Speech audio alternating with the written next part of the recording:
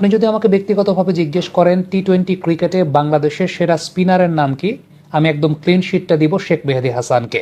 এটা বিগত সময়েও অ্যাজ আ স্পিনার তিনি প্রমাণ করেছেন। সত্যি কথা বলতে শেখ মেহেদী হাসানের দুর্ভাগ্য, ব্যাটিংটা আসলে এরকম মানসম্মত হয় না দেখে সবাই তার কাছ থেকে ব্যাটিংটা এক্সপেক্ট করেন, অলরাউন্ডিং ক্যাপাসিটির জায়গাটা বেশি বেশি এক্সপেক্ট করেন দেখে তার বোলিংয়ের এই ক্রেডিবিলিটির জায়গাটা অনেকাংশে আন্ডাররেটেড থেকে যায়।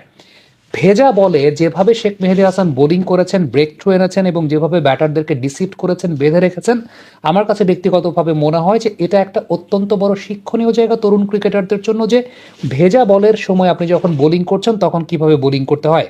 প্রথমত একটা জিনিস আপনাদেরকে দেখাতে চাই, সেটা হচ্ছে লাইনটা আসলে কোথায় মেনটেন করেছেন।